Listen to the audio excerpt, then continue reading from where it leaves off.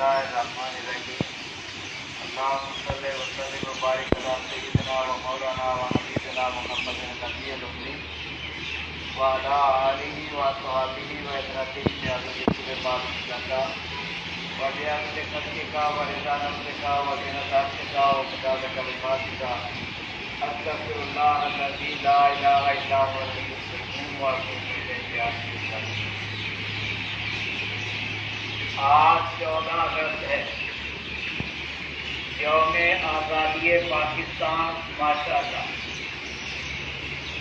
اس مبارک موقع کی مناسبت سے پیر و مرشد حضرت سرکار ابو حنیف محمد برکت علی قدس العزیز کی تعلیمات میں سے چند اقتباسات پڑھنے اور سننے کی سعادت حاصل کرتے ہیں۔ ان اقتباسات کی ترتیب و تنظیم مسجد نصاب صاحبزادی علی قدس سلم اللہ بنت ابو حنیف محمد برکت علی قدس العزیز نے فرمائی۔ بسم اللہ الرحمن الرحیم۔ میرے آقا روح خدا صلی اللہ علیہ وسلم، آج 14 اگست ہے۔ آج کے دن شہدا سے لے کر رات پورا تک مسلمانوں کا قتل عام جاری تھا اور میں موجود تھا۔ میرے آقا روح خدا صلی اللہ علیہ وسلم، کیسے بتاؤں اور کیا بتاؤں کہ آج اس وقت کیا ہو رہا تھا۔ ویسے تو درندگی کے ایسے مناظر تاریخ نے اس سے پہلے کام ہی دیکھے ہوں گے۔ فاتحانہ کہتوں کے ساتھ معصوم چیخار بچوں کو نیزوں پہ اچھالا گیا، جیسے خونخوار درندہ اپنے شکار کو اچھالتا ہے۔ اسے بے بس پا کر اس سے کیا کیا کھیل کرتا ہے۔ پردہ دار خواتین جنہوں نے کبھی گھر کی دہلیز سے قدم باہر نہ رکھا تھا، کتنی بے چارگی کے عالم میں گھر سے بے گھر ہوئی۔ راجپورہ سے امرتسر تک ہر ریلوے اسٹیشن پہ شہید کی جانے والی عزت ماں بیٹیوں کے کٹے ہوئے لٹکتے ہوئے سر انہی کے بالوں کے ذریعے درختوں پہ آویزہ کیے گئے، اور ان کٹے ہوئے لٹکتے ہوئے ماتھوں پہ خون سے جے ہند کے الفاظ لکھے گئے۔ یہ انسانی وحشت و درندگی کی انتہا تھی۔ میرے آقا خدا صلی اللہ علیہ وسلم کسی کی عزت محفوظ رہی نہ آبرو، انسانی عظمت انسان نما درندوں کی ہوس کا شکار ہو گئی، اور اس وقت غیرت مند قوم کی غیرت مند بیٹیوں نے اپنی عصمت بچانے کے لیے جو کچھ کیا، اس کے تصور ہی سے رونقیں کھڑے ہو جاتے ہیں۔ کسی نے اپنے آپ کو چھری مار کر ختم کر ڈالا، اور کسی نے پتھر سے اپنے ہاتھوں اپنے سر کچل لیا،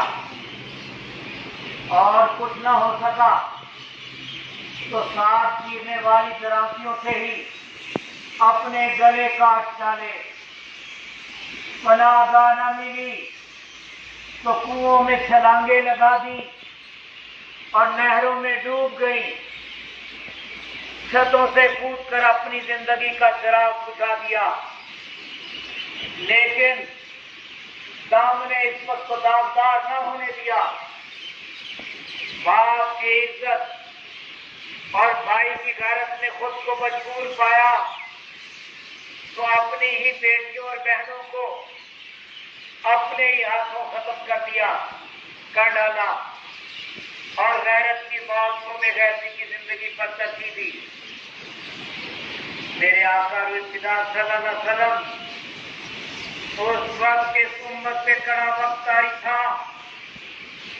ہندوستان میں مسلمانوں پر ان کے اپنے ہی وطن کی سرزمین تنگ ہو گئی تھی۔ گلی کوچوں میں وہ بڑے اور بڑے تھے، کسب پستی کے عالم میں آج وہ ان سے نکلنے پر مجبور تھے۔ لوٹے پوٹے کافروں کی صورت میں سفر کے دوران بھی موت ہر کہیں ان کا پیچھا کر رہی تھی۔ زندوں کے خون سے ہولی کھیلی جا رہی تھی اور بے گور و کفن لاشیں خاک و خون میں لگ کر ادھر ادھر بکھری پڑی تھی۔ بے بسی اور بے کسی کے سالن میں کوئی کسی کا پرسانے حال نہ تھا۔ میرے آقا روح خدا صلی اللہ علیہ وسلم چاروں طرف آگ بھڑکی ہوئی تھی، جس میں زندہ جانے صرف مسلمان ہونے کی وجہ سے جلائی جا رہی تھی۔ آگ لگانے اور بھڑکانے والے ہزاروں تھے، بجھانے والا کوئی نہ تھا۔ میرے آقا روح خدا صلی اللہ علیہ وسلم، میں یہ دردناک منظر دیکھ رہا تھا اور میری آنکھیں ان مظلوموں کے حال زار قیام کو بہا رہی تھی۔ تو اس دن ہی کے روح فرسا منظر کو دیکھ کر زندگی نے دنیا کو اپنے لیے حرام قرار دیا۔ میرے آقا خدا صلی اللہ علیہ وسلم، اس سے زیادہ لکھنے کی اس بندہ میں سکت نہیں۔ یا حیو یا قیوم، میرے آقا خدا صلی اللہ علیہ وسلم، آپ کے پروانوں نے اس بے کسی کی حالت میں بھی غیرت کے کیا کیا نمونے پیش کیے۔ ہجرت کے دوران سدھواں جگراؤں ضلع لدھیانہ میں مہاجرین کا کیمپ تھا۔ ایک دن جان ڈوگرے سپاہی گنے لیے کیمپ میں آ دھمکے۔ ایک بوڑھے مسلمان کی نوجوان لڑکی کو بازو سے پکڑ لیا اور اپنے ساتھ چلنے پہ مجبور کرنے لگے۔ ابھی وہ 2 ہی قدم چلے ہوں گے کہ ایک نوجوان جو پولیس کی 3 فیتے والی قمیض پہنے بیٹھا کھانا پکا رہا تھا، لپک کر اٹھا، ادھر ادھر دیکھا، کوئی ہتھیار نظر نہ آیا تو چولہے سے جلتی ہوئی ایک کھلپاڑی کھینچ لی اور اس زور سے اس کے سر پہ جا دھمکا کہ ان کے اوسان جاتے رہے اور وہ ہکا بکا اسے کرتے رہ گئے۔ اس نے آگے بڑھ کر ایسے زور سے وہ کھلپاڑ ایک ڈوگرے سپاہی کے سر پہ ماری، پھر اس کا سر کھپڑی کی طرح پھانک پھانک ہو گیا اور وہ زمین پر گرنے سے پہلے ہی جہنم میں جا پہنچا۔ اگرچہ اس سپاہی کے ایک ساتھی کی گولی سے وہ غیرت مند نوجوان شہید ہو گیا، لیکن ایسی دھاس بیٹھ گئی کہ پھر کسی ڈوگرے کو کیمپ میں داخل ہونے کی ضرورت نہ ہو سکی، جبکہ کیمپ کئی ماہ تک وہاں رہا۔ ایک شہادت کی برکت و عظمت پورے کیمپ کی عصمت کی پاسبان بن گئی، ماشاءاللہ۔ میرے آقا خدا صلی اللہ علیہ وسلم، میں اپنے ہم وطن ان بچوں کے جذبہ ایمانی کو سلام کرتا ہوں جنہوں نے راہ حق میں اپنی جانوں کا نذرانہ پیش کر کے ملت کو ہمیشہ کے لیے سر بلند کر دیا۔ ان عزت مآب خواتین اسلام کو سلام کرتا ہوں جنہوں نے اپنی جانوں پہ کھیل کر ملت کی آبرو کو بے آبرو نہ ہونے دیا۔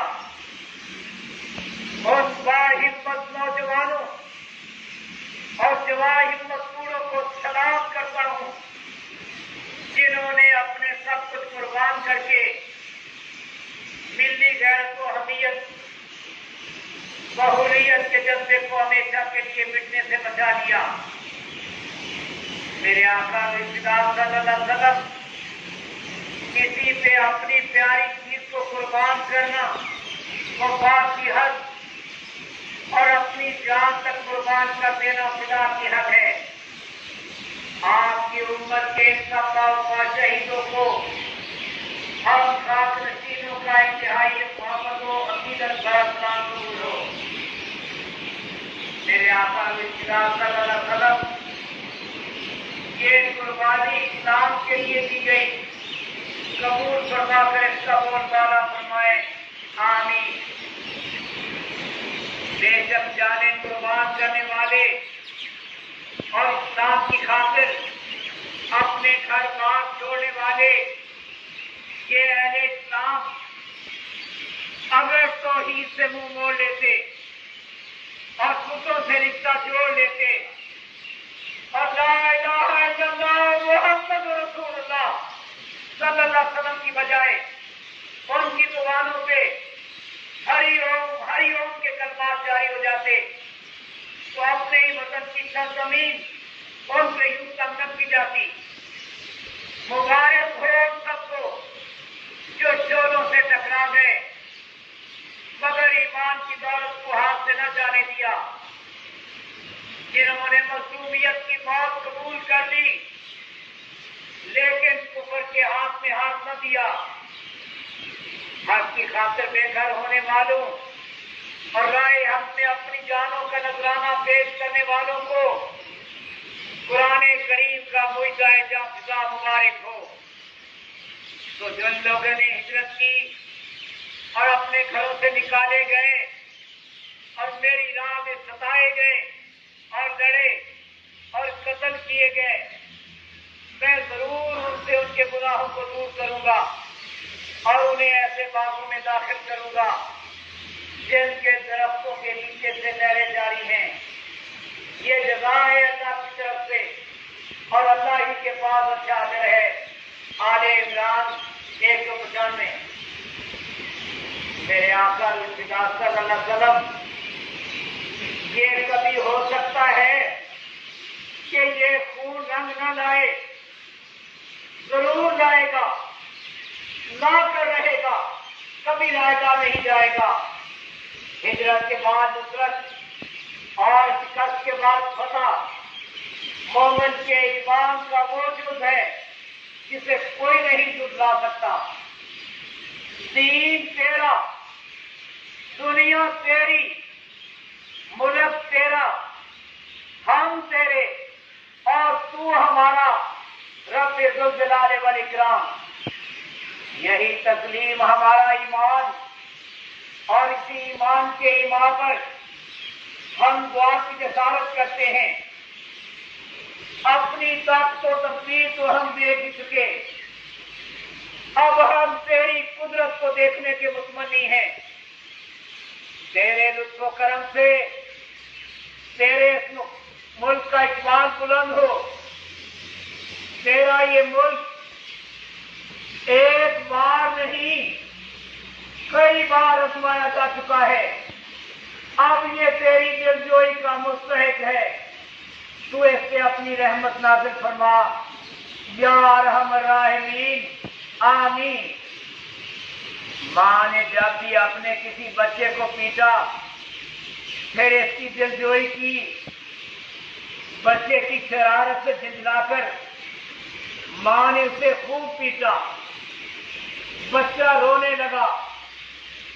ماں کی ممتا کو یہ ناگوار گزرا، فوراً ہی بچے کو گود میں لے کر اس کی دلجوئی کرنے لگی، کھانے کو مٹھائی دی، حتیٰ کہ وہ خوش ہو کر پھر سے کھیلنے میں مصروف ہوا. اور تو ہے تیرے رب ماں سے 100 گنا زیادہ مہربان ہے. پٹائی تو ہماری ہو چکی ہے، اب دلجوئی باقی ہے. تو اپنے حبیب اقدس صلی اللہ علیہ وسلم کی ہمیشہ قائم و دائم رہنے والی نبوت اور رسالت کی عزت و عظمت کے صدقے ہماری کھوئی ہوئی عظمت و وقار کو پھر سے بحال کر کے دلجوئی فرما آمین. وہ گزرا ہوا دور، وہ چھنی ہوئی عظمتیں، وہ کھوئی ہوئی رفعتیں، وہ لٹی ہوئی سطوتیں پھر سے لا. یا حی یا قیوم. آمین آمین آمین. مجدہ جافزہ. ایک دیوانہ سرے جنگل ملا، ایک دیوانہ سرے جنگل ملا، سر نگو بیٹھا ستن کے سن رہا، کہہ رہا تھا کچھ زبانے حال سے، راز تھا جو کھل رہا تھا کال سے. مجدہ ہو اے ساکنان وطن پاک، مجدہ ہو اے ساکنان وطن پاک، ہو نوید جاں خدا اے وطن پاک. ہے مقدر میں تیرے اب سروری، ہے مقدر میں تیرے اب سروری، سارے ملکوں میں ملے گی برتری. فیصلے اقوام عالم کے تمام، فیصلے اقوام عالم کے تمام، دن تیرے ہوں گے وہ سارے ناتمام. یہ صدا میری نہیں میری نہیں، یہ صدا میری نہیں میری نہیں، یہ تو ہے من جائے ربی بال یقین. پاکستان زندہ باد، زندہ باد. ماشاء اللہ لا قوت الا باللہ. یا حی یا قیوم. الحمد للہ القیوم واللہ خیر الرازقین.